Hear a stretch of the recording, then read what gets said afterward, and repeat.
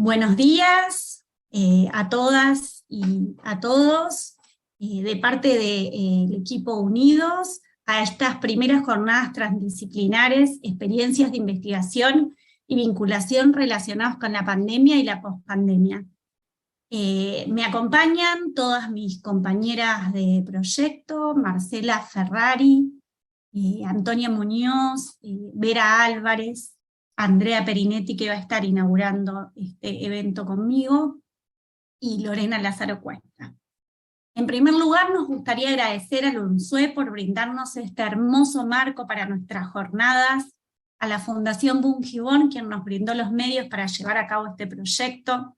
También agradecer a nuestras instituciones de pertenencia, la Universidad Nacional de Mar del Plata, a la Fundación de la Universidad Nacional de Mar del Plata, y al CONICET, a las unidades académicas en las que cada miembro de este proyecto desarrolla sus actividades, la Facultad de Psicología, la Escuela Superior de Medicina, la Facultad de Humanidades y a nuestros institutos de pertenencia, el Centro de Estudios Sociales y Políticos de la Facultad de Humanidades, el Instituto de Humanidades y Ciencias Sociales INUS, el Instituto de Psicología Básica Aplicada y Tecnología IPSIBAT, y el Instituto de Investigación en Ciencia y Tecnología de Materiales INTEMA, por apoyarnos en todos nuestros proyectos y permitirnos desarrollar en libertad todas las propuestas que conforman este encuentro. También queríamos agradecer de manera muy especial a todas las organizaciones sociales, junto a las que construimos conocimiento, a los CBE y comedores, a las huertas comunitarias y a las cocineras que nos abrieron sus puertas para compartir su saber y han sido una parte fundamental de este proyecto. A Desarrollo Social y a la Secretaría de Educación del municipio de General Pueyrredón, quienes nos permitieron co-construir un proyecto que también abordara el problema de las infancias en pandemia. El Proyecto Unidos es una sinergia de 6 proyectos financiados en el marco del Programa de Articulación y Fortalecimiento Federal de las Capacidades en Ciencia y Tecnología COVID-19, financiado por el Ministerio de Ciencia y Tecnología e Innovación. Vincula a 6 equipos de investigadores, docentes, becarios y estudiantes de la comunidad académica de la Universidad Nacional de Mar del Plata, nucleados en torno a la Escuela Superior, el Centro de Estudios Sociales, el IPSIBAT y todos los institutos que mencionamos anteriormente. Hoy, 2 años, 7 meses y 17 días de que la OMS declarara oficialmente al COVID como pandemia, buscamos propiciar un punto de encuentro entre todas las personas y actores que formaron parte de un modo u otro de las acciones llevadas a cabo por el Proyecto Unidos, invitando también a participar a quienes hicieron aportes vinculados a la temática de pandemia.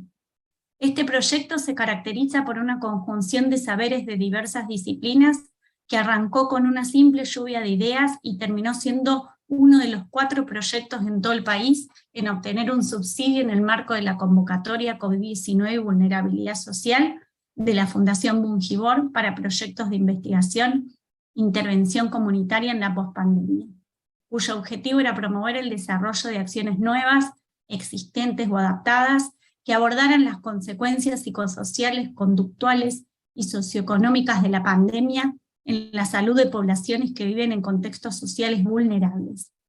No es un proyecto cualquiera. En principio, está liderado por 6 mujeres quienes han decidido durante la pandemia aportar su grano de arena al inmenso desafío sanitario y social que imponía la crisis humanitaria sin precedentes que se estaba atravesando a nivel mundial.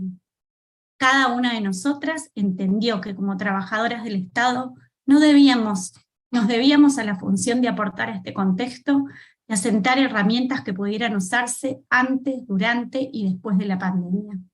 Aún además a voces de diversas disciplinas y diversas comunidades, y busca crear miradas superadoras de las individualidades que los campos de saberes en donde nos posicionamos, cada uno como actores, suele ostentar.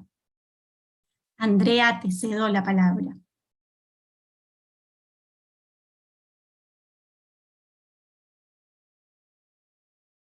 Estás silenciada. Frente a este discurso tan hermoso, nosotras queremos agradecerles a todos quienes están presentes ahora y a quienes esperamos nos puedan estar escuchando a distancia y de manera virtual, y queremos presentarles y compartir con ustedes este trabajo que hace 2 años que estamos haciendo, que empezamos a parir sin conocernos la cara, sin saber incluso qué es lo que hacía la otra. Empezamos con un proyecto que fue mutando a algo mucho más ambicioso.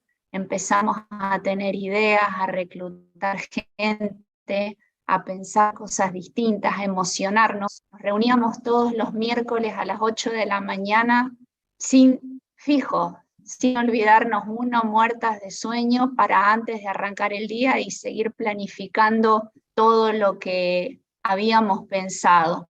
Así que bueno, aquí está el producto de nuestro trabajo y que esperamos que les sirva. Cedo mi palabra. Bueno, contarles un poco cómo está organizado este evento. Se desarrolla la mayoría de los días en el espacio UNSUE. Tiene varios ejes que se distribuyen en cada una de las actividades. La parte virtual va a terminar alrededor de las 12, y después los esperamos en el UNSUE para la parte de acreditación. Ahí van a estar las primeras charlas, que los dos primeros días son todas en el UNSUE, y después vamos a ocupar espacios de la Universidad Nacional de Mar del Plata, y ahí se va a continuar y se va a dar cierre a la actividad. A las 10:30 empieza el foro latinoamericano, y los esperamos en ese momento. No sé si las chicas quieren compartir o decir algo. ¿No? No, me hacen así que no con la cabeza. Bueno, entonces esperamos un ratito y los esperamos a todos a las 10:30 para la apertura del foro. Muchas gracias por acompañarnos. Buenos días, bienvenidos a la presentación del Fórum de Salud Mental en tiempos de pandemia y pospandemia. Este es un fórum que arrancó durante el 2020, es un foro latinoamericano que tiene representantes en varios países. Se inició con la meta de poder tener una lectura global del estado y los efectos que la pandemia estaba teniendo en contextos latinoamericanos, y fue así que en el año 2020, en diciembre de 2020, se organizó el primer Fórum Latinoamericano de Salud Mental en Pandemia, encabezado por el proyecto COVID-SIC de la Universidad Federal de Santa María y el proyecto Impacto Emocional y Aislamiento por COVID en Argentina de la Universidad Nacional de Mar del Plata, encabezado por el grupo del IPSIBAT. Los objetivos que teníamos en ese momento era poder realizar un intercambio entre estudios científicos de diferentes países de Latinoamérica que investigaran el efecto de la pandemia sobre la salud mental de la población. Cada uno fue abriendo después como distintas líneas, pero en principio nos aunaba esa línea, y generar a partir de estos encuentros un repositorio de trabajos científicos sobre el impacto de la pandemia en contextos latinoamericanos, y generar documentos en donde se dé cuenta de este espacio, de este impacto, ver los desafíos, cuál era el panorama actual y cuáles eran las perspectivas futuras. En total participaron 7 países, con estudios de Brasil, Argentina, Chile, Guatemala, Costa Rica, México, Cuba.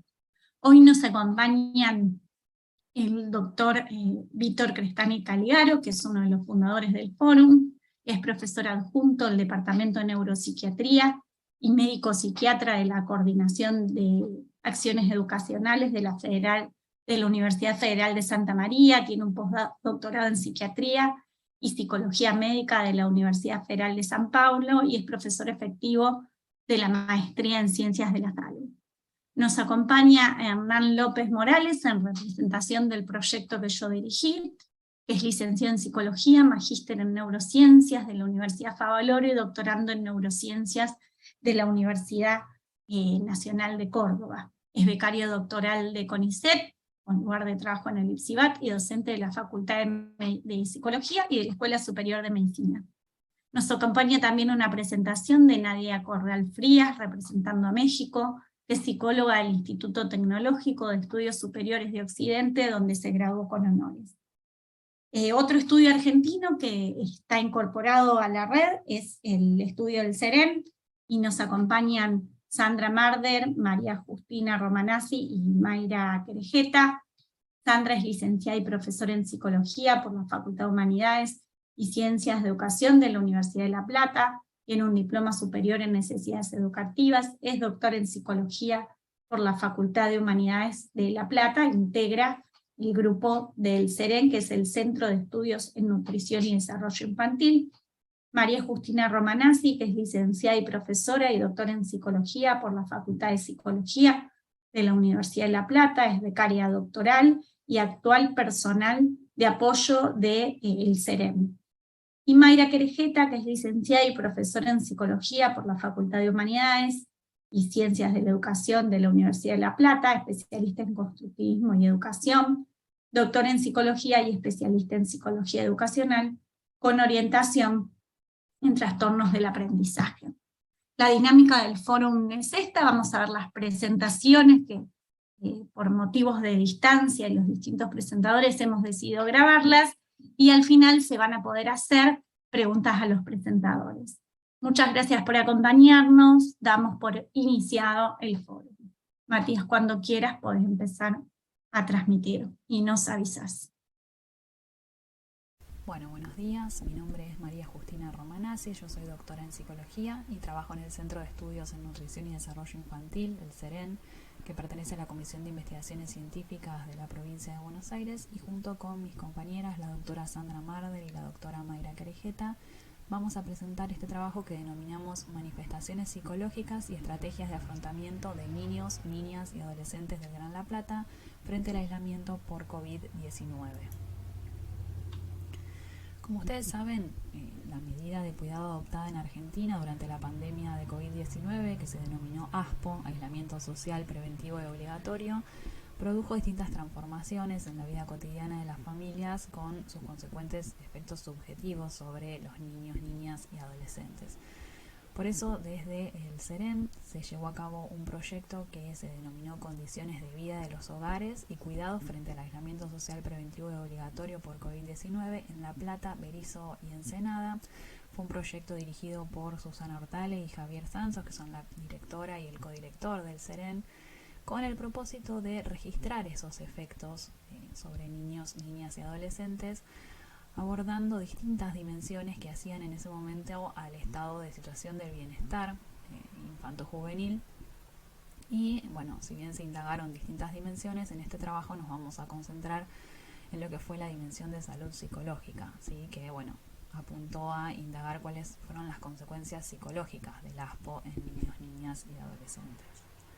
Con respecto al marco conceptual, nosotras partimos de un concepto de salud psicológica entendida como el estado de bienestar en el que una persona puede desplegar sus capacidades, puede afrontar el estrés que le presenta la vida, trabajar de manera productiva y contribuir a las actividades de su comunidad, porque de alguna manera nuestra posición fue la de no interpretar, por lo menos a priori, de manera necesariamente patológica a las manifestaciones que pudieran presentar niños, niñas y adolescentes. Entonces, en ese sentido, nosotras partimos de los conceptos de estrés psicológico y estrategias de afrontamiento que se despliegan frente a una situación de estrés, entendiendo que el desarrollo de una pandemia y el confinamiento en el hogar podían resultar situaciones estresantes si tomamos al estrés psicológico como el resultado que surge de la relación entre el sujeto y su entorno, cuando el sujeto empieza a interpretar a ese entorno como amenazante o desbordante de sus recursos, o que puede poner en peligro su bienestar.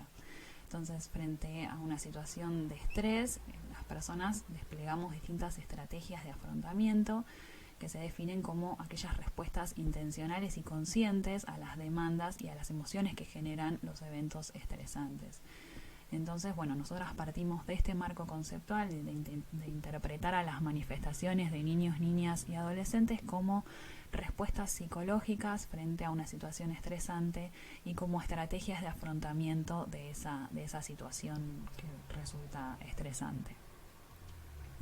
Como objetivos del trabajo, el objetivo general, bueno, fue poder generar conocimientos que permitan diseñar medidas que colaboren con la prevención de eventuales problemas en la salud psicológica de la población infanto-juvenil y, como objetivos más específicos, poder describir y analizar cuáles fueron las respuestas psicológicas y las estrategias de afrontamiento que desplegaron niños, niñas y adolescentes durante el aislamiento por COVID-19, y también poder identificar estrategias de afrontamiento que resulten protectoras frente al estrés causado por un confinamiento o el desarrollo de una pandemia.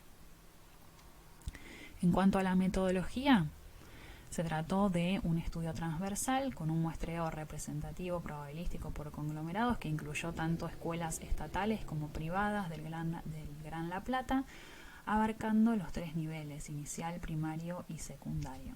Participaron alrededor de 4.000 familias, el 90% de los respondentes fueron madres de niños y niñas y adolescentes de entre 3 y 17 años, que lo que hicieron fue responder a una encuesta semiestructurada, autoadministrada de manera online, que se hizo llegar a las familias a través de las escuelas y que indagó las distintas dimensiones que les comentaba que incluyó el proyecto del SEREN, como crianza, educación, nutrición, pero bueno, en cuanto a la dimensión de salud psicológica se abarcaron 9 grandes áreas que hicieron referencia a cuestiones como si los padres observaban cambios en el carácter de los niños, que pudieran reportar cuáles fueron los comportamientos de los niños durante las últimas semanas de ese momento en el que circuló la encuesta.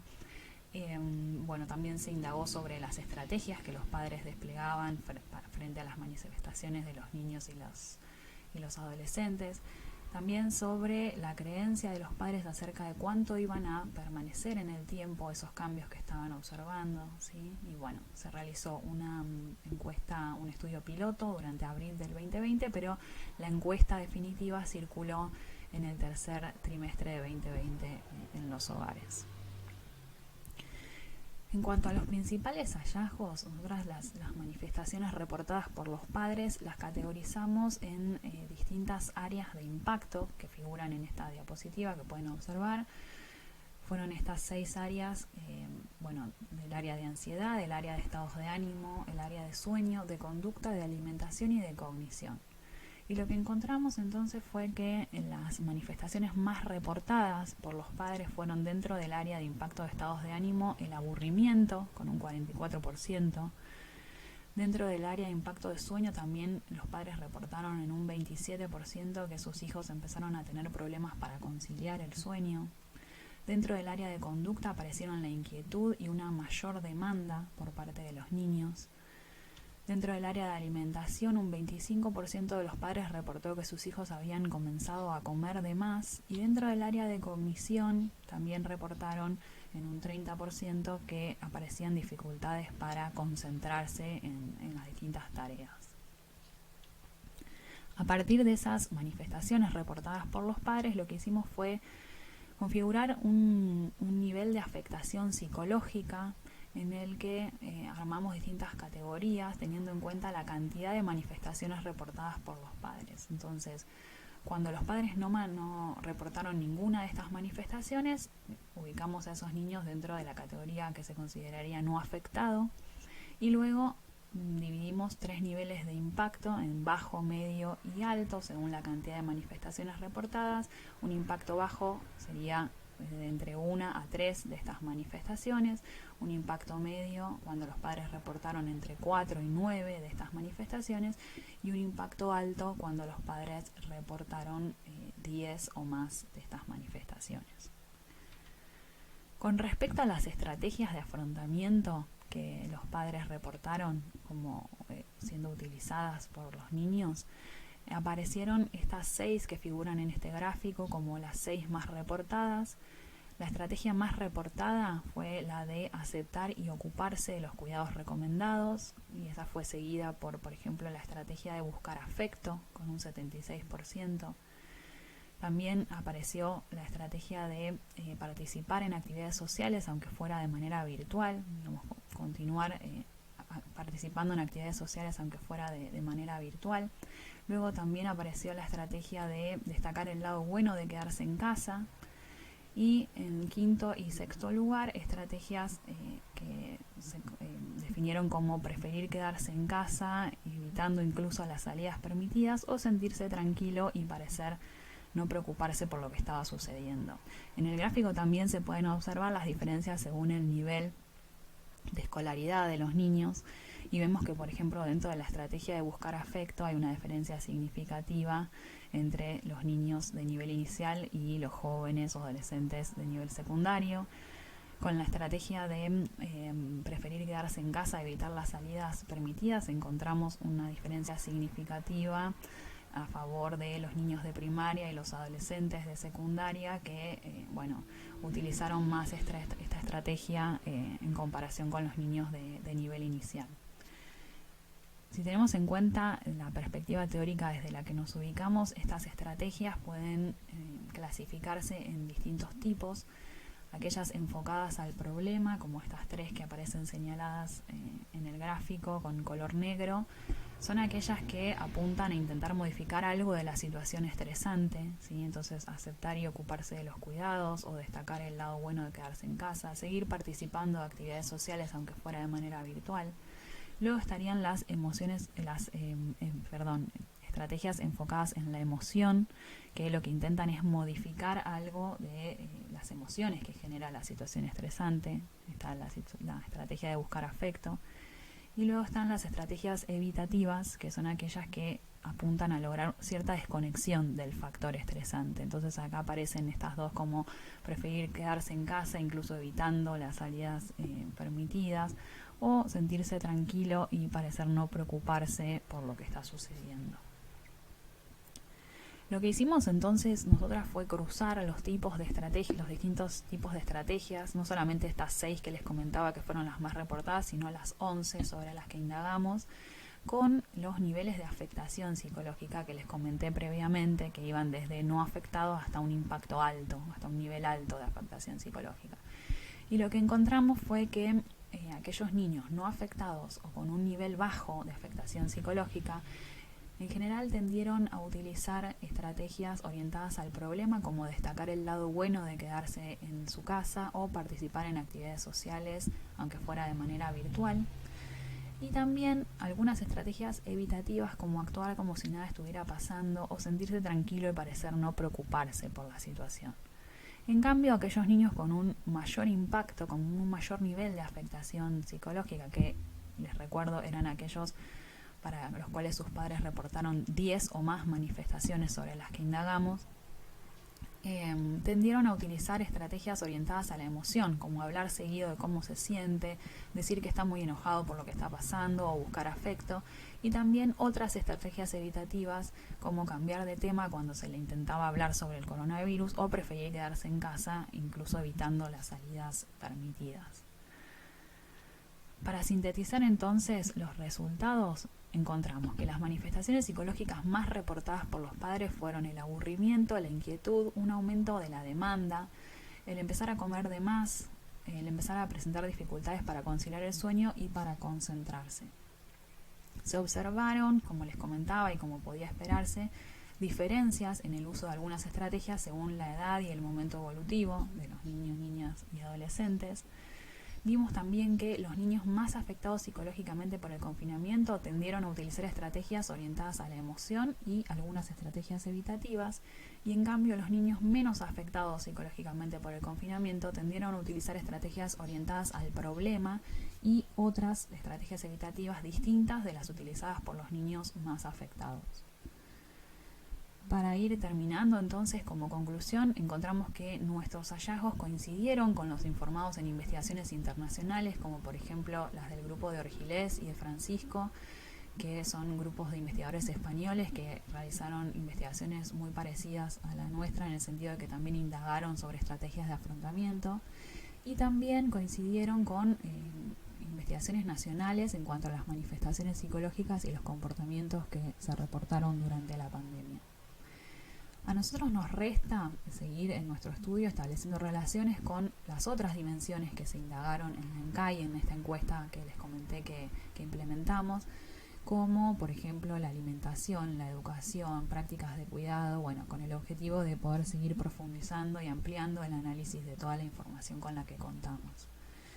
Como alcances de este estudio, bueno, se puede mencionar que identificamos ciertas estrategias de afrontamiento que podrían resultar protectoras frente a nuevos confinamientos, y estas estrategias utilizadas por los niños que resultaron menos afectados psicológicamente por el confinamiento. Y en cuanto a limitaciones, mencionar que, bueno, dada la circunstancia, tuvimos que acceder a la información a través de un cuestionario que fue contestado por los familiares de los niños y las niñas, y no directamente con los niños, las niñas y los adolescentes, pero sin embargo dentro del proyecto también se recurrió a otras fuentes de información, como por ejemplo producciones artísticas que realizaron niños, niñas y adolescentes, y también, bueno, entrevistas con informantes clave. Y bueno, mencionar que toda la información también recabada a través de esas otras fuentes se encuentra en línea con lo que reportaron los padres en la encuesta. Bueno, muchas gracias por su atención y quedamos a disposición para consultas o comentarios. Bonito día. El día de hoy les voy a platicar un poquito sobre un estudio que hemos estado llevando a cabo en el pasados años ya, denominado ATACH. En inglés es Attitudes About COVID-19 and Health, y en español es Estudio de Actitudes sobre COVID-19 y Salud. El estudio nació, es una colaboración de Estados Unidos, Reino Unido y México. Este nació en University College London, en el Reino Unido, y nos fuimos integrando investigadoras de Estados Unidos y México. Las investigadoras principales son la doctora Kirkham, la doctora Hood y la doctora Crosby. En México estamos el doctor Cuella Barbosa, la doctora Reyes Aguilar y yo, que somos de la Universidad Autónoma de Nuevo León, de la Universidad de Sonora, de la Universidad Nacional Autónoma de México. ¿Qué es ATACH? Es una investigación internacional que está tratando de investigar el impacto en la salud mental y física a través del tiempo en adultos, especialmente en poblaciones más afectadas por la pandemia de COVID-19. ¿Por qué es importante esto y específicamente en México? Antes de COVID-19, el 17% de las personas en México presentaban al menos algún trastorno mental.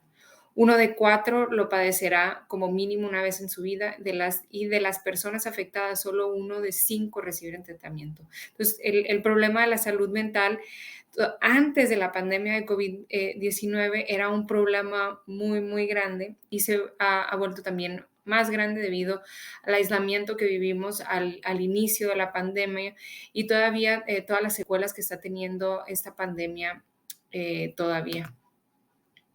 ¿Qué queremos lograr en México específicamente? Muchas de las investigaciones de salud mental durante la pandemia de COVID-19 se están haciendo en países desarrollados, y hay muy poco en México, sobre todo estudios longitudinales. ¿Y por qué queremos investigar esto? Es porque tratamientos basados en la evidencia necesitan ser validados y evaluados en el contexto que serán usados. Pero antes de crear estos tratamientos necesitamos tener un diagnóstico del problema. ¿Qué es lo que está pasando en México en relación a la salud mental? Específicamente, hasta dónde hemos llegado en este momento. Tenemos una muestra de 1,563 personas que lo han contestado parcialmente, 1,357 que lo han completado. Tenemos una muestra muy especial de 309 padres, madres y guardianes de familia.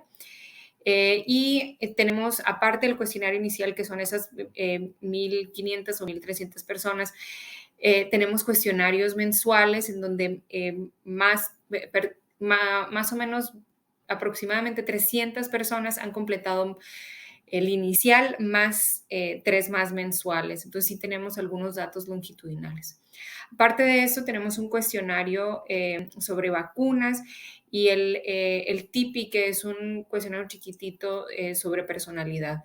Y de eso también tenemos más o menos 335 personas. Los cuestionarios iniciales incluyen cuestionarios sobre salud mental, como el PHQ-9, el PROMIS, el de ansiedad dentro de PROMIS. Tenemos algunas escalas sobre salud en general, resiliencia, sobre soledad, El CEFIS es sobre el impacto que ha tenido en padres, madres y guardianes, percepción de la amenaza del COVID, y esos son los principales. Tenemos una muestra de todo el país, aunque tenemos una concentración más grande del centro del país y del noroeste.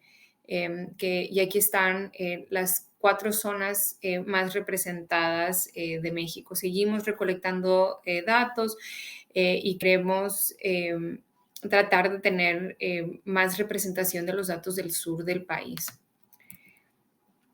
¿Qué características tiene nuestra muestra hasta ahorita? La mayoría de las personas que nos han contestado son mujeres y heterosexuales.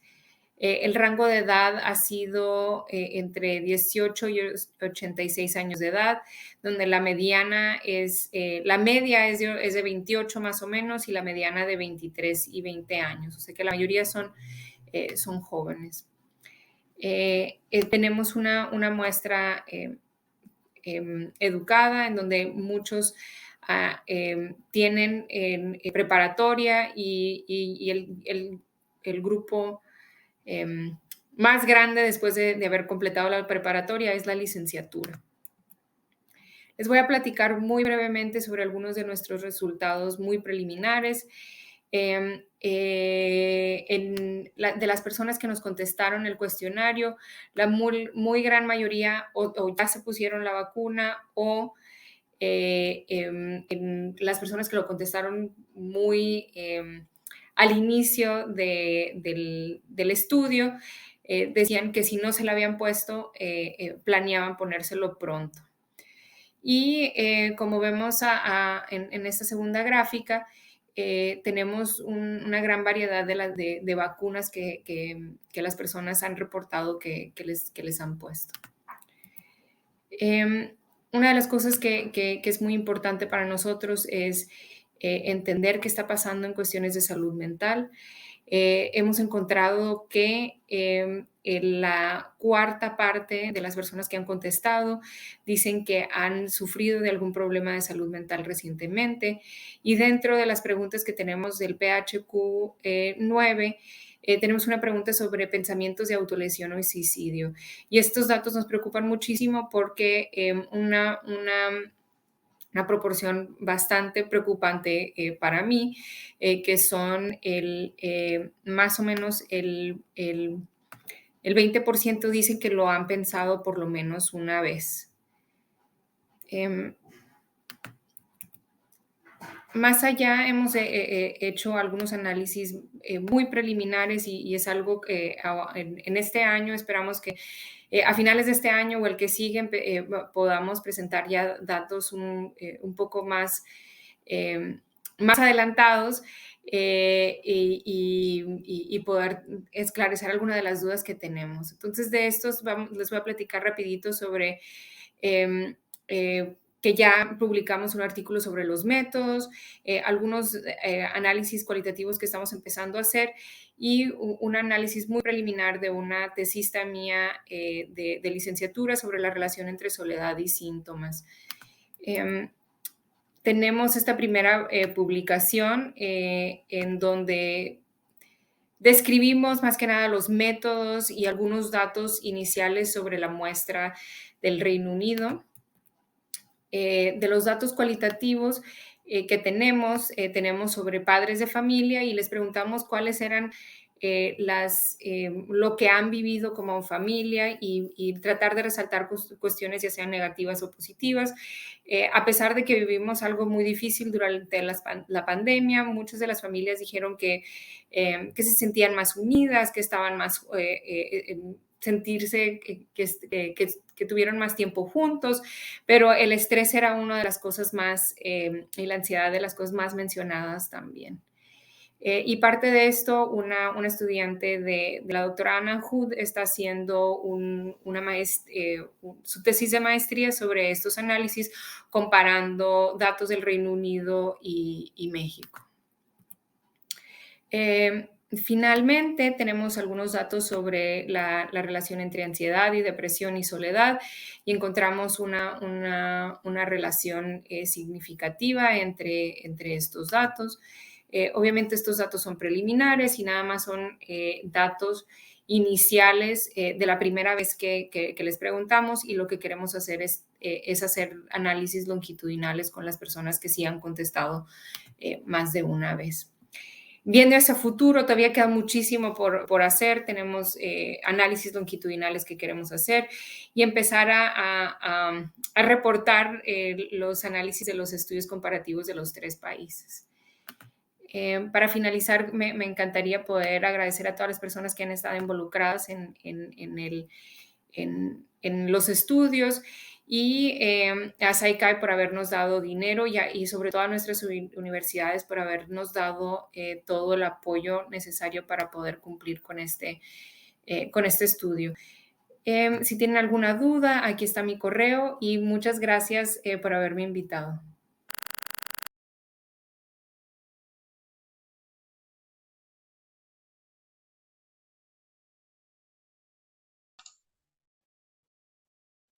Hola a todos y todas. A continuación presentaré el trabajo titulado Adversidad pandémica y ansiedad materna, efectos sobre el neurodesarrollo motor de la descendencia.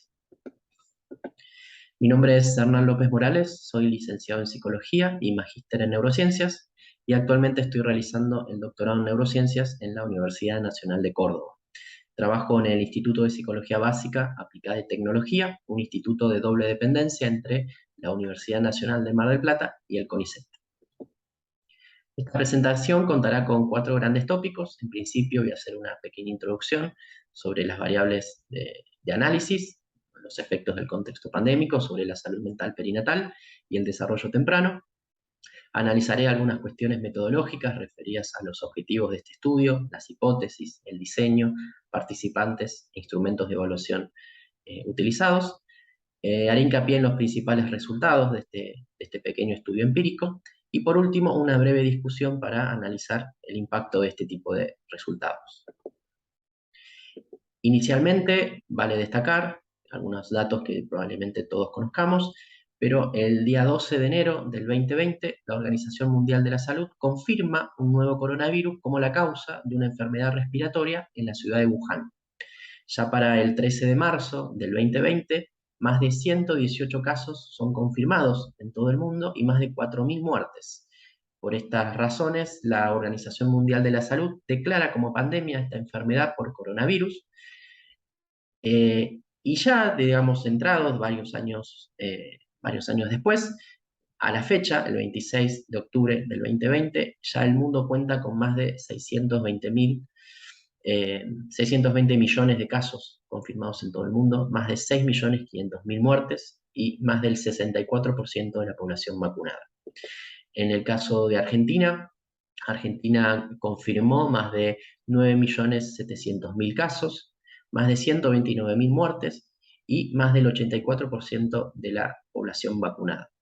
Vale destacar que este nuevo contexto pandémico parece que altera la vida cotidiana, implican nuevas condiciones de vida como el confinamiento, cambios en las rutinas diarias o transformaciones en la vida social que también aumentan la sensación de pérdida de libertad, la preocupación por problemas de salud y efectos financieros como efectos de este tipo de situaciones. Esto ya empieza a subrayar determinados indicadores que podrían empezar a generar algunas consecuencias negativas.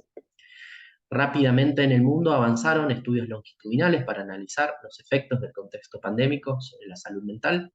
COVID Minds Network es una red que nuclea diferentes estudios longitudinales a lo largo del mundo, y en un informe muy interesante resalta cuáles son los principales hallazgos y coincidencias en estos estudios longitudinales. En principio refieren que los estudios remarcan el aumento en los niveles clínicamente significativos de estrés, ansiedad, depresión y menor bienestar psicológico. Resaltan también la mayor susceptibilidad para determinadas personas como adultos jóvenes, niños, mujeres, embarazadas o personas con problemas preexistentes.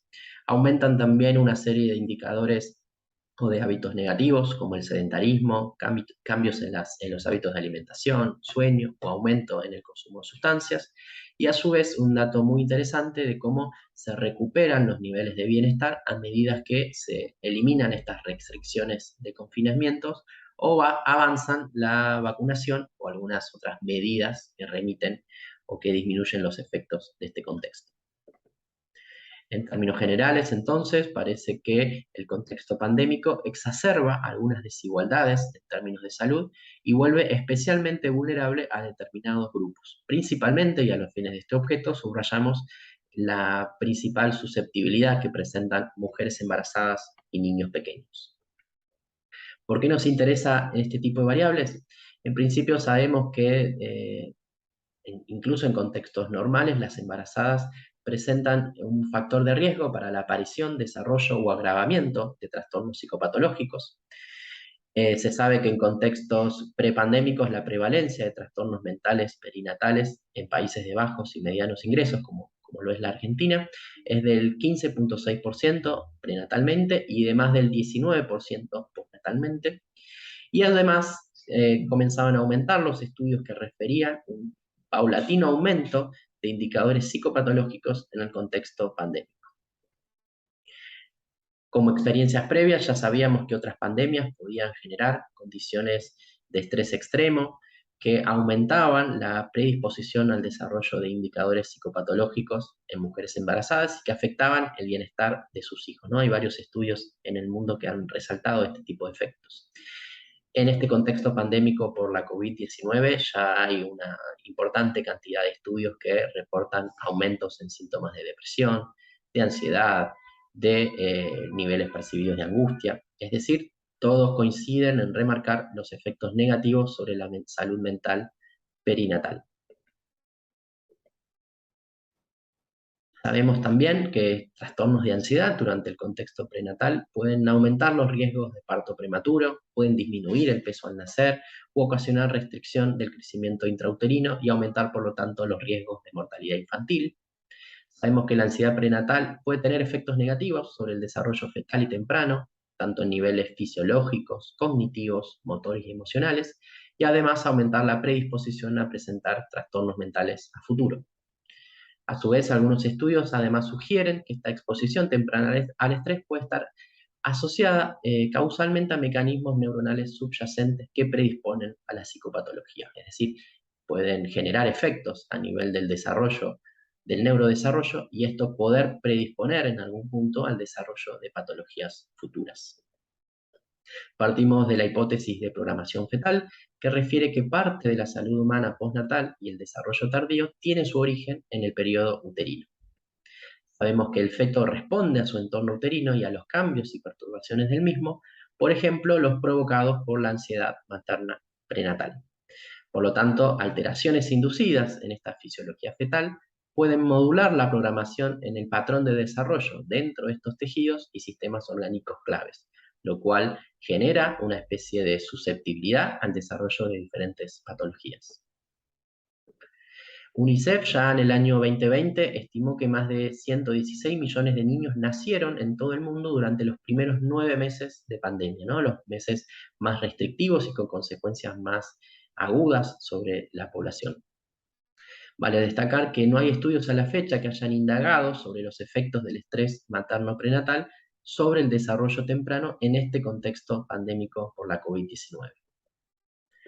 Antiguamente hay una serie de estudios a lo largo de la historia, ¿no? Como la gripe española de 1918, la hambruna holandesa de 1944, la tormenta de nieve en Quebec del 98, la pandemia por H1N1 durante el 2009, el terremoto chileno del 2010 o el ébola en Sierra Leona durante el 2014, son todas situaciones de catástrofes naturales, contextos pandémicos o de gran efecto en términos de adversidad contextual, que refieren y remarcan los efectos de este estrés prenatal sobre la temprana infancia. Contextos de adversidad, como los que acabo de nombrar, han sido asociados a consecuencias a largo plazo en el desarrollo cognitivo, emocional, motor, lingüístico de los niños expuestos prenatalmente a este tipo de contextos. Inicialmente nos vamos a centrar en los aspectos del neurodesarrollo temprano, ¿no? Entendido como este proceso de maduración que resulta de la adquisición sistemática de habilidades motoras, cognitivas, lingüísticas, así como también a desarrollo de habilidades conductuales o socioemocionales durante los 2 primeros años postnatales. Este estudio se centrará en analizar principalmente los resultados referidos al neurodesarrollo motor. Con respecto a los aspectos metodológicos, el objetivo general de este estudio fue analizar los efectos del contexto de la pandemia por COVID-19, de la ansiedad prenatal en mujeres expuestas al aislamiento y confinamiento, sobre el neurodesarrollo motor temprano de estos bebés a los 6 meses postnatales. Como objetivos específicos, buscamos analizar los efectos sobre el neurodesarrollo motor en bebés de 6 meses de edad, producto de los síntomas de ansiedad y experiencias negativas por la pandemia sufridas por sus madres durante el embarazo. A su vez, quisimos poner a prueba un modelo de mediación en el cual las experiencias negativas debido a la pandemia fueron la variable independiente, la sintomatología psicopatológica materna de ansiedad, el mediador, y el neurodesarrollo motor, la variable dependiente. Pusimos a prueba un diseño longitudinal donde evaluamos en varias oportunidades a las madres, tanto prenatal como postnatalmente. Realizamos una evaluación durante el segundo trimestre, analizamos niveles de ansiedad y algunas variables socioeconómicas y demográficas. Durante el tercer trimestre repetimos el análisis de las dimensiones de ansiedad y a su vez agregamos un cuestionario sobre los impactos de la pandemia, ¿no? Experiencias negativas producto de la pandemia.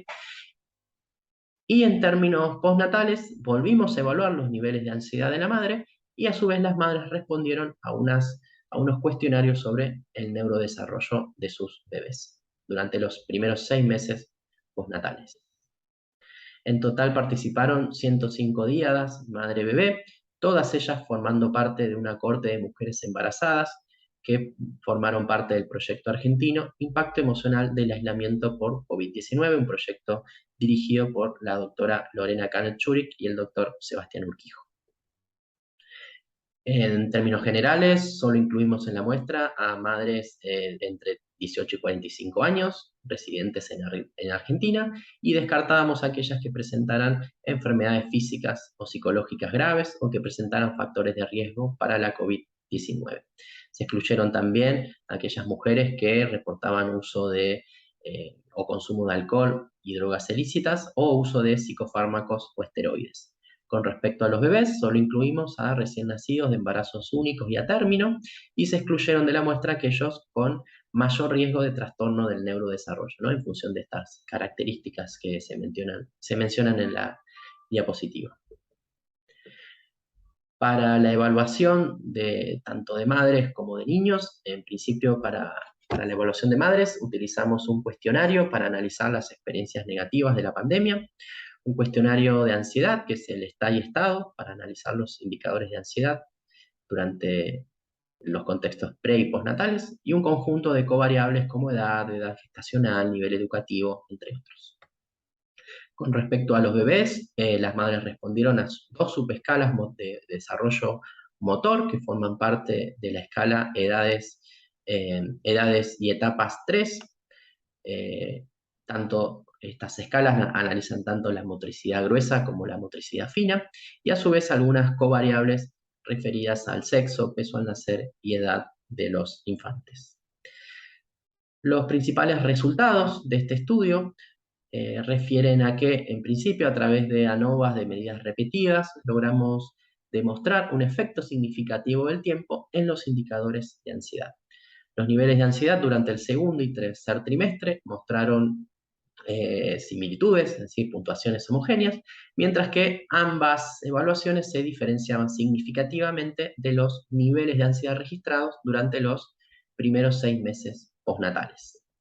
Con respecto a las variables infantiles, observamos que gran parte de los niños mostraron un desempeño esperable en la motricidad gruesa y motricidad fina, pero cuando analizábamos los indicadores clínicos de neurodesarrollo motor, vemos que si bien la motricidad gruesa muestra indicadores ajustados y compatibles con los esperados en el neurodesarrollo motor, Con respecto a la motricidad fina, vemos cerca de un 16% de bebés que mostraron un desarrollo motor por debajo de las expectativas, ¿no? Un número que, si bien no es un número escandalizador, sí empieza a remarcar los posibles efectos de este tipo de contextos. En segundo lugar, pusimos a prueba un modelo de mediación, como les comentaba, introduciendo a una variable independiente, que eran las experiencias negativas debido a la pandemia. Como mediador, utilizamos los niveles de ansiedad durante el tercer trimestre, que mostraba mejor ajuste. Variables dependientes, como el neurodesarrollo motor fino y grueso, y algunas covariables, como el impacto económico debido al contexto pandémico, nivel educativo de la madre, la ansiedad postnatal, la depresión postnatal, el sexo del bebé y el peso al nacer. En términos generales, estos modelos mostraron los siguientes resultados. Con respecto al modelo de mediación en torno al neurodesarrollo motor fino, observamos efectos significativos del impacto de la pandemia sobre los niveles de ansiedad durante el tercer trimestre, y a su vez efectos significativos de la ansiedad durante el tercer trimestre sobre el neurodesarrollo motor fino. No encontramos efectos directos significativos entre el impacto de la pandemia y el neurodesarrollo motor fino, pero sí efectos de mediación. Vemos que cuando introducimos a la ansiedad en el tercer trimestre como variable de mediación, encontramos un efecto significativo. Al parecer, el impacto negativo de la pandemia afecta o aumenta los niveles de ansiedad durante el tercer trimestre, y son estos niveles de ansiedad los que predisponen a un desarrollo motor fino más deficiente. Con respecto al neurodesarrollo motor fino, no encontramos estos mismos hallazgos. No solo no encontramos efectos significativos directos entre el impacto de la pandemia y el neurodesarrollo motor fino, sino que tampoco encontramos, a diferencia de lo anterior, no encontramos un efecto de mediación significativo. En principio, resaltamos que la relación entre la salud mental materna y el contexto pandémico por la COVID-19 generó aumentos en los síntomas de ansiedad e impacto psicológico moderado debido al aislamiento. Esto es algo que también hallamos en nuestro estudio, por lo cual hay relaciones con estudios previamente reportados. También podemos destacar que este aislamiento social podría estar aumentando esta percepción de menor apoyo social, generar tristeza por la separación de los seres queridos, pérdida de libertad o aburrimiento, y estos efectos podrían ser los que agravan los indicadores de estrés y de ansiedad reportados por sus madres. Sabemos también que algunas preocupaciones, como el miedo al contagio, la transmisión vertical del virus, la preocupación por el progreso del embarazo o sobre el momento del parto, podrían haber sido los indicadores que han generado que estos efectos o estos indicadores de ansiedad sean más marcados o más agudos durante los momentos prenatales, a diferencia del contexto postnatal, donde vemos una disminución significativa, ¿no? Parte de estos riesgos o preocupaciones se verían mermadas, dado que la mayoría de estas preocupaciones refieren al estatus de salud durante los periodos prenatales. Con respecto al neurodesarrollo motor fino, como adelantábamos, observamos una menor calidad en los movimientos de manos y dedos, ¿no? Lo que reportamos como motricidad fina. Ya hay estudios previos que ya remarcan los efectos del estrés prenatal sobre el neurodesarrollo motor. Sin embargo, vale destacar que no es una de las variables más estudiadas en el contexto de investigación empírica, y a su vez los reducidos estudios que abordan este tema han subrayado la existencia de resultados mixtos. Si bien la mayoría de las investigaciones reportan asociaciones negativas, como las que reportamos en este estudio, también hay una vasta cantidad de estudios que refieren una ausencia de asociaciones significativas entre los contextos de estrés prenatal o de ansiedad prenatal y el desarrollo motor, mientras que otros incluso reportan relaciones positivas entre estos niveles elevados de estrés o ansiedad sobre el desarrollo motor.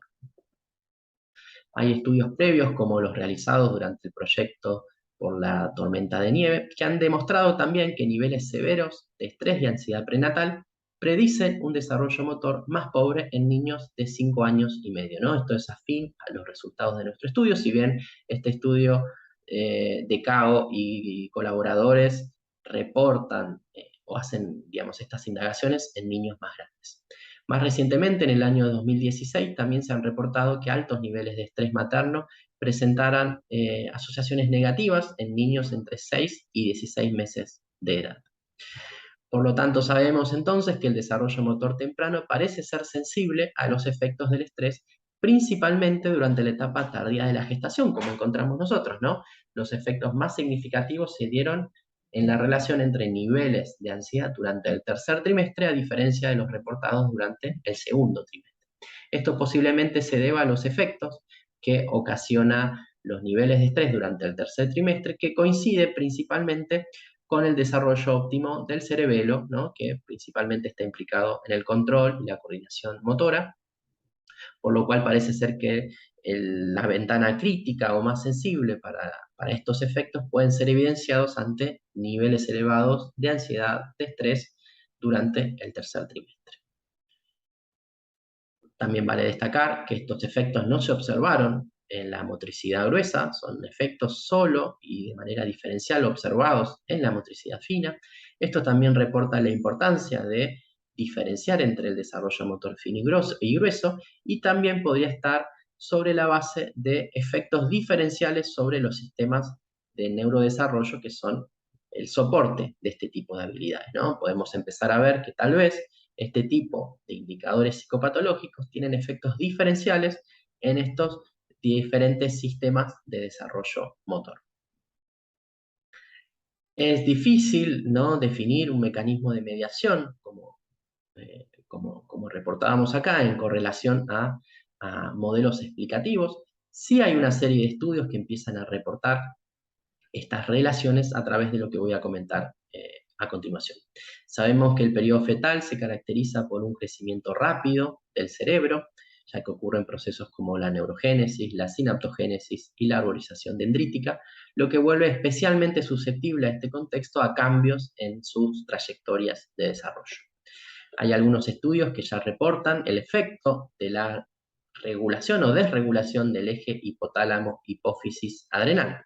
Sabemos ya que la desregulación en el funcionamiento de este eje genera un aumento concomitante en los niveles de cortisol. Este aumento en los niveles de cortisol puede tener efectos a nivel fetal, como los que mencionamos a continuación, ¿no?, principalmente sobre la trayectoria de desarrollo de las estructuras neuronales, y también efectos sobre la barrera transplacentaria, ¿no?, que también genera una predisposición, ¿no?, dada el aumento en la permeabilidad a determinadas sustancias que pueden resultar tóxicas o pueden generar efectos negativos sobre los patrones de desarrollo.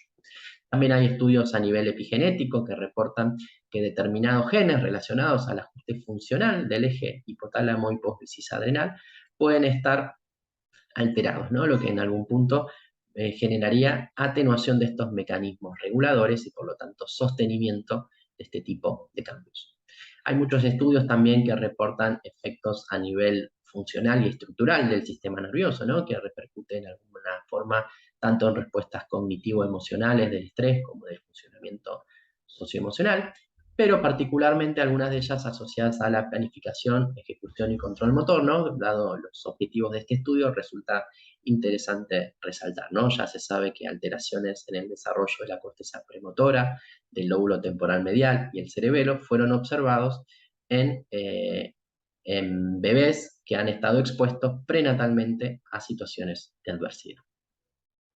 Como conclusión, entonces, reportamos la enorme importancia de analizar las complicaciones que ha tenido gestar en el contexto pandémico. Reportamos algo así como una doble vulnerabilidad, ¿no?, porque no solo las mujeres están expuestas a una vulnerabilidad debido al embarazo, ¿no?, que es una generalidad en todas las mujeres a lo largo del mundo, ya que el embarazo puede generar no solo efectos en ellas, sino en el desarrollo posterior de sus bebés, sino el hecho también de mujeres en el contexto argentino, ¿no? Sabemos que países de bajos y medianos ingresos, como el caso de Argentina, dadas las estructuras de inequidad y disparidad que presentan, pueden ser situaciones que predispongan a experimentar la pandemia como un estresor crónico y extremo, ¿no? Esto repercute en algún punto o agrava la vulnerabilidad. Sabemos que 1/3 de los niños de estos países no logran alcanzar su potencial con respecto a su desarrollo cognitivo y socioemocional, mientras que un 16% adicional presenta además retraso en el crecimiento físico. Sabemos ya de por sí que hay una especial susceptibilidad de niños que crecen y se desarrollan en contextos de países de bajos y medianos ingresos. Es importante resaltar la implementación de políticas de salud pública que permitan una evaluación más detallada de estas variables vinculadas, con el objeto también de iniciar intervenciones tempranas, evaluaciones tempranas que permitan disminuir los posibles efectos negativos, ¿no? Ya existen indicios claros de que intervenciones tempranas en este tipo de contextos pueden mejorar, revertir o reparar estos déficits inducidos por la psicopatología materna. Esto fue todo por hoy. Dejo acá a disposición los contactos ante cualquier duda o comentario. Muchas gracias. Olá, é prazer estar aqui falando para vocês alguns resultados interessantes da pesquisa Covid-Psic, que foi uma pesquisa realizada no Brasil desde o início da pandemia, e nós estamos analisando diversos resultados ainda, mas temos alguns insights que eu gostaria de mostrar para vocês. Então, sabemos todo o contexto da pandemia, que foi logo do início um momento muito estressante, com diversos problemas em vista, atingindo toda a população em maior ou menor grau. Isso motivou a gente a dar início a uma pesquisa longitudinal que foi realizada através de questionários online. Nós fizemos uma ampla divulgação em todo o país e os participantes são indivíduos com 18 anos ou mais. Nós utilizamos diversos instrumentos de pesquisa. Os principais para aferir sintomas foram as escalas DAS-21, escala de depressão, ansiedade e estresse, e a escala PCL-5, que é a escala, uma escala para medir sintomas de transtorno de estresse pós-traumático, ou TEPT, como eu vou chamar na apresentação. Além disso, tivemos vários outros dados coletados, mas que não vêm ao caso aqui no momento. Então, só para mostrar para vocês o timeline, a pesquisa ela teve 4 ondas, 3 em 2020 e uma no início de 2021, em janeiro e fevereiro, e depois nós não tivemos mais coletas de dados. Nós vamos continuar agora coletando dados daqui para frente para verificar o que aconteceu com as pessoas depois desse período inicial. Então, para vocês entenderem um pouco da amostra que nós temos, o total de participantes foram 6.100 pessoas, mas como diversos estudos online, a gente percebe que uma parte da população que preencheu da nossa amostra, principalmente pessoas com renda média ou alta, a grande maioria dos indivíduos são indivíduos brancos com, no mínimo, graduação e pós-graduação. Então, isso não reflete a realidade da população brasileira. Portanto, os resultados que eu apresento aqui devem ser levados em consideração a partir da amostra que foi utilizada. Uma amostra de conveniência não é uma amostra representativa da população brasileira, mas representa, sim, e representa bem um grupo de indivíduos. Então, logo no início, nós percebemos que autorrelatado foram 65% que disseram que a saúde mental piorou um pouco ou muito. E esses dados, embora seja uma impressão subjetiva, esses dados eles foram correlacionados com as escalas de sintomas. Ou seja, aqueles que percebiam que a saúde mental estava muito ruim, realmente tinham altos scores de sintomas. Então, nós publicamos um artigo agora, em 2022, o nosso principal artigo até o momento, foi publicado no Journal of Affective Disorders. Ele é uma análise multivariada a partir do primeiro momento da pandemia. Nós tivemos diversas variadas coletadas. O diferencial deste artigo é que nós fizemos uma análise multivariada com mais de 30 variáveis no modelo, para a gente poder não simplesmente saber a prevalência de sintomas, que foi alta, em torno de 60% para cada um dos desfechos, mas, sobretudo, para saber o que era mais importante relacionado aos scores altos de problemas de saúde mental. Então, esses dados aqui são desse corte da pesquisa, primeira etapa de abril e maio de 2020. Então, para nossa surpresa, o preditor mais forte para todos os sintomas aqui colocados foram a angústia relacionada às notícias. Vejam pelos betas, que é bem maior que os outros também principais preditores de sintomas. Aqui temos também a idade, quanto menor a idade, maiores os sintomas, ter um diagnóstico psiquiátrico, ter problemas com o sono, um aumento da latência do sono, ou seja, demora mais para dormir, insônia inicial, e autorrelatado abuso emocional ou violência. Nesse momento, os que relataram eram 95% aproximadamente dos que relataram esse tipo de evento adverso eram situações de abuso emocional, mas tiveram situações de violência física também já na primeira etapa. Além desses preditores, existem vários outros. Para nossa surpresa, o distanciamento social esteve relacionado, mas em bem menor grau que outros fatores. Então, a partir desses primeiros resultados, eu quero comentar algumas coisas que nós vimos na análise longitudinal e que nós ainda não temos o artigo pronto desta análise, mas eu gostaria de comentar com vocês porque são dados muito interessantes.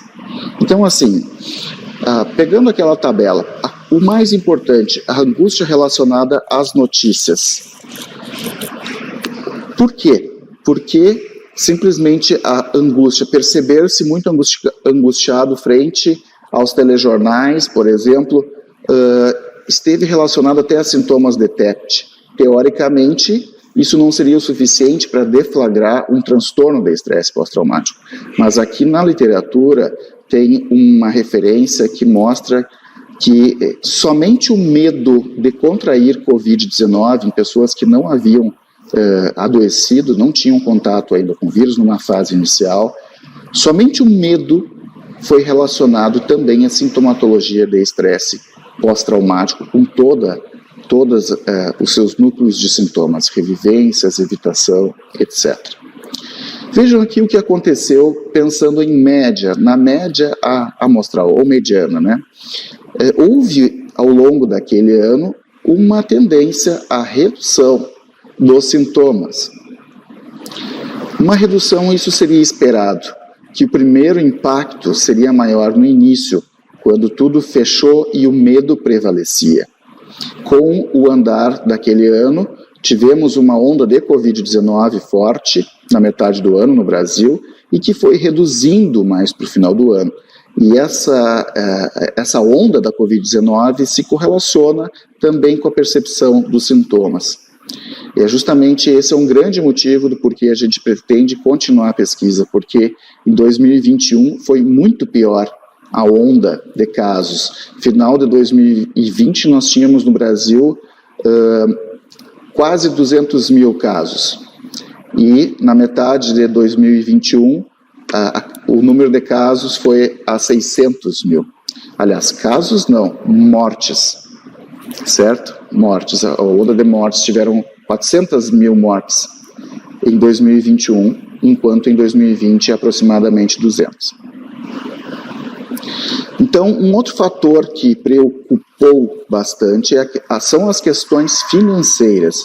Então, vejam nos gráficos aqui, quando as pessoas disseram lá no início da pesquisa que o seu endividamento ele era provável ou a pessoa já estava endividada, e isso foi relacionado na última etapa realizada com maiores scores, com uma prevalência maior de depressão, principalmente depressão grave ou muito grave. Não foi só depressão, mas diversos outros sintomas. Isso foi mostrado já no artigo, mas a relevância, o beta, não foi tanto quanto aqueles que eu havia mostrado anteriormente.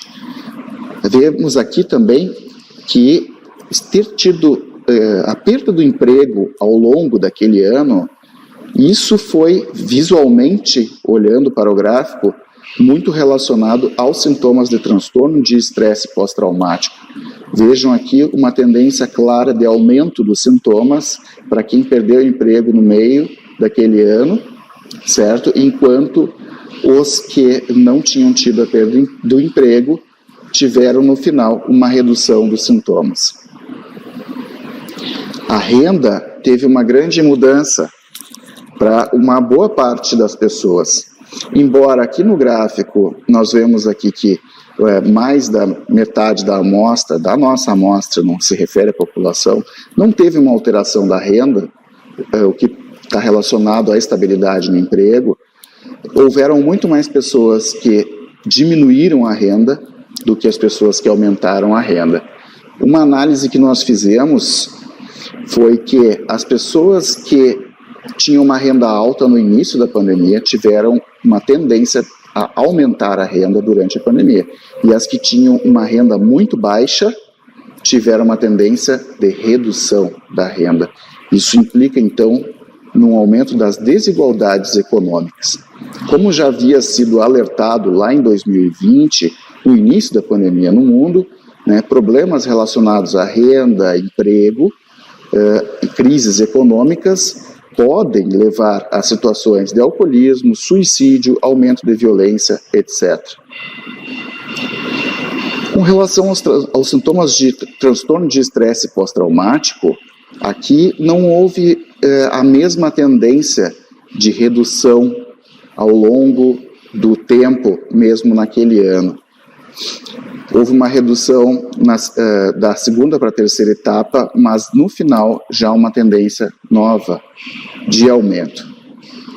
Então, com relação ao adoecimento grave, ou testemunhar ou vivenciar a morte de alguém por doença, provavelmente aqui a Covid-19, isso foi relacionado sobretudo aos sintomas de transtorno de estresse pós-traumático.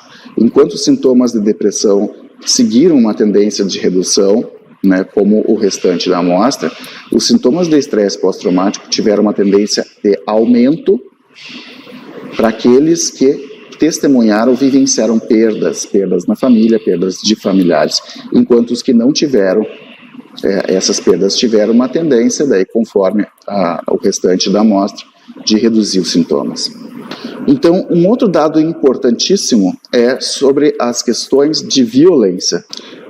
Lá naquela primeira etapa, quem tinha mais sintomas de estresse, ansiedade, depressão, tinha uma maior probabilidade de ter situações de abuso emocional. E isso também foi relacionado com a escala PID-5, que é uma escala que mede traços mal adaptativos da personalidade. Então, esses dados aqui que eu mostro para vocês são alarmantes. A partir da segunda etapa, nós perguntamos com mais especificidade sobre situações de violência, se tinha acontecido com a própria pessoa, se ela tinha testemunhado, também sobre as questões de abuso. E nós constatamos um forte aumento aqui, um aumento que foi aproximadamente 30% para aquelas pessoas que disseram que tinha acontecido com elas, mas também houve um aumento maior ainda para aqueles trabalhadores que trabalham com essas situações, que observam no consultório. Esses dados aparentemente são incongruentes com o que foi relatado durante o ano, que era a redução da criminalidade, etc. Mas a conclusão que nós temos aqui é que a violência doméstica, que é o que nós estamos falando, teve um aumento, sim. Esse aumento foi constatado a partir de denúncias, mas são dados que foram subrelatados naquele ano. Para finalizar, então, a apresentação, teremos uma pandemia de transtornos mentais? Há quem diga que nós já temos essa pandemia. Particularmente, eu penso que nós já tínhamos um problema com relação à saúde mental no mundo todo, porque há um aumento da prevalência de transtornos mentais em todo o mundo desde a década de 70, né, com dados que a gente tem mensurados, e há uma tendência ao agravamento, como está sendo relatado, inclusive, pela Organização Mundial da Saúde. É bom lembrar que o que não nos mata nos fortalece. Então, ao mesmo tempo que o estresse e trauma podem desencadear transtornos mentais, mas para as pessoas resilientes, isso também leva a um fortalecimento. Eu agradeço aqui, deixo o meu muito obrigado e até a próxima.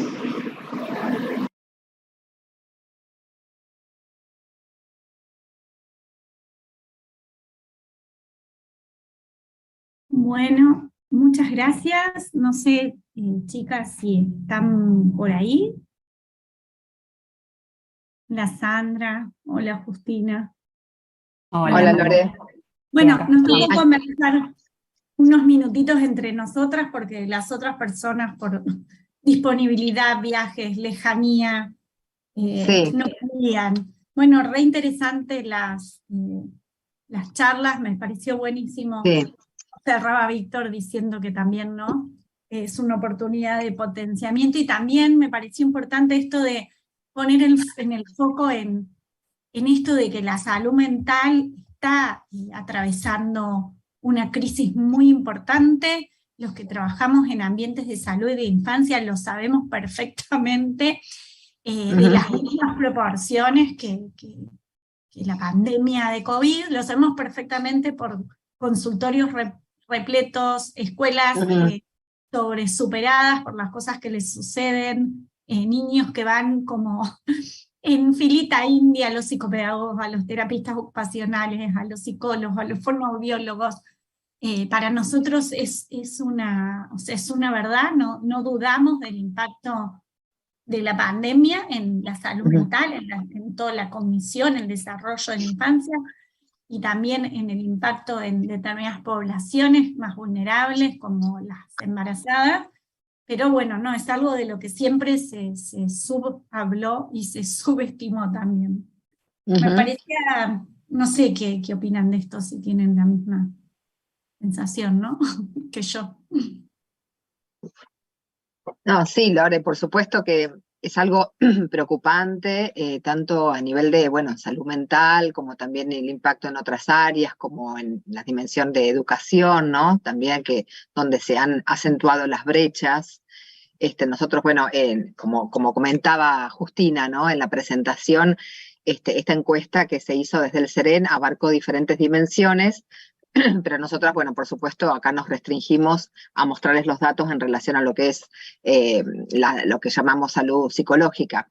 Y por eso también nos pareció interesante hablar sobre todo, más allá del impacto en la salud mental, de las estrategias de afrontamiento, ¿no? También como para ver, cuáles son las estrategias también más potentes que de alguna manera actúan como factores protectores, ¿no? Tratando de ver aspectos positivos o también pensando en un futuro y cuáles son esas estrategias que pueden llegar a proteger a los niños, ¿no? Y a los padres, ¿no? En relación a la relación con sus hijos.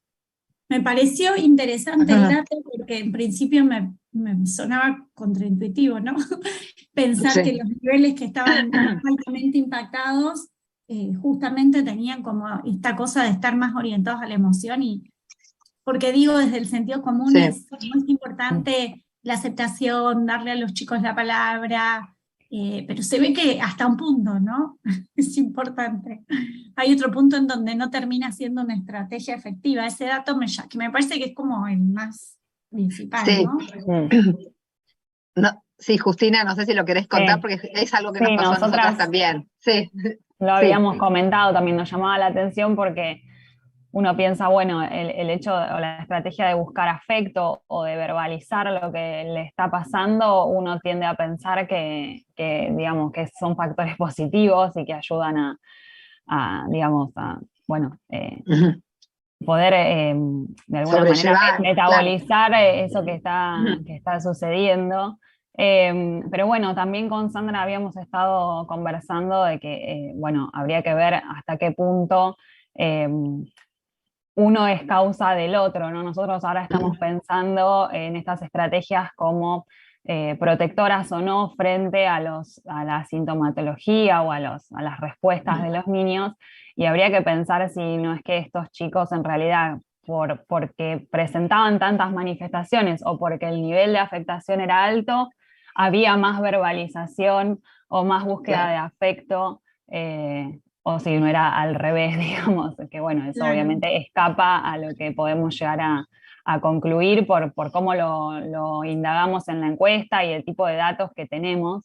Pero sí, nosotras también al interior del grupo lo pensamos, pero mirando los antecedentes, si bien no hay antecedentes obviamente de otra pandemia de estas características, sí hay estudios sobre las estrategias de afrontamiento más eficaces en otras situaciones adversas, y se ve esto también de que esas estrategias enfocadas a las emociones son menos eficaces que las enfocadas al problema, por ejemplo, a tratar de hacer algo con el factor estresor.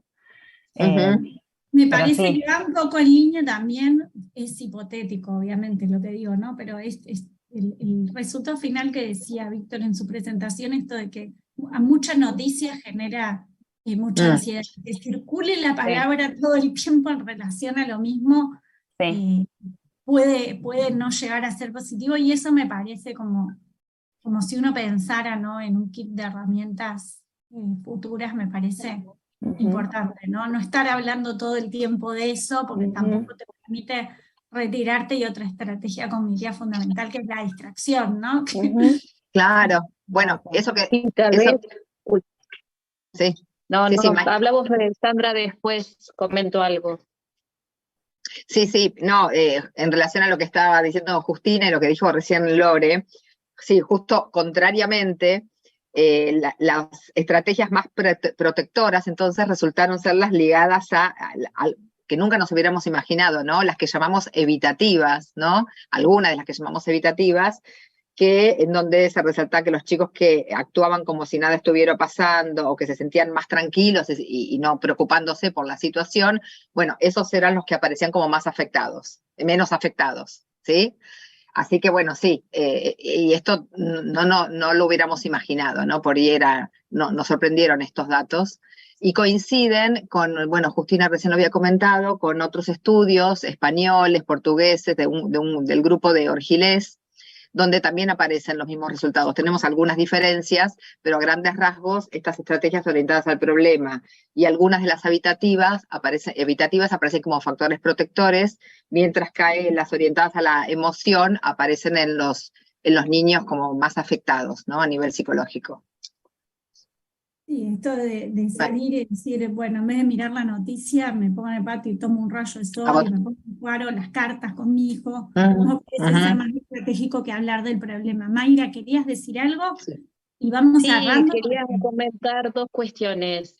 Primero, en relación a lo que vos comentabas, Lorena, nosotras también hicimos en la investigación entrevistas a directivos de las instituciones educativas, y una de las cuestiones que nos comentaban ya avanzada el aislamiento es que habían tenido que filtrar la información que llegaba a los niños sobre la pandemia porque generaba mucha ansiedad en la población infanto-juvenil e incluso en las familias. Entonces las tareas que al inicio estaban muy vinculadas al tema de la pandemia y del aislamiento, empezaron a restringirse porque veían estos efectos. Claro, eso que dijiste es muy importante, porque es una prescripción para el futuro, porque al principio es cierto que el currículo escolar se adaptó a hablar del COVID y de esto que nos Sí. está pasando, entonces era en todas las materias, era en Sí. lengua Tal leemos cual. textos informativos del COVID, en ciencias Sí. naturales leemos sobre el cuidado del COVID, entonces si esta estrategia evitativa es importante, el nene no estaba pudiendo despegarse de ella ni siquiera en lo escolar. En las tareas Entonces, escolares. Tal cual. como prescripción me parece súper interesante. Sí, sí, llegó a ser como saturador, ¿no? Como un factor En saturador, un momento totalmente. que Y yo sobre, totalmente. basta. Sí. ¿Viste? En un momento que Sí. dijimos, bueno, no hay Sí. más. Bueno, Ujú. chicas, agradecerles el haber aceptado la invitación, muy interesante los datos. Quiero recalcar que ustedes son uno de los pocos estudios argentinos que tienen población más vulnerable por la forma que han tenido de recolección de datos. Yo conozco muy bien el estudio de ustedes y sé que han agarrado una parte grande del ejido urbano de La Plata, entonces me parece muy importante el dato desde ese punto de vista. Y aparte no es nada más en Argentina, como la metodología de encuesta era online generalmente, y ustedes no tuvieron esa metodología de encuesta, me parece importante destacarlo. Muchísimas gracias. Perdón, Sandra. No, que sí fue online, Lore, fue online. Sí, fue online, pero en aquellos casos en donde las Claro. familias no podían responder online, se hizo en forma Claro, sí, impresa sí. a través de la escuela, pero sí fue, la mayor parte fue Una online. parte online, pero esta parte también Sí. que les permite llegar a un Sí. grupo de gente que por ahí. Sí. A nosotros nos pasó al revés, tratamos de replicar la metodología y nos pasó que muy pocos contestaron online y muchísimos contestaron por papel. Como que no hubo, no pegó, pero bueno, también lo hicimos este año. Claro. Bueno, muchísimas gracias, chicas, por acompañarnos y por haber esperado toda la exposición de todos nuestros compañeros. No, gracias vemos. a ustedes por la invitación. Sí. Bueno, muchas gracias. Gracias a ustedes. Hasta luego. Chao, hasta luego. Chao, Lore.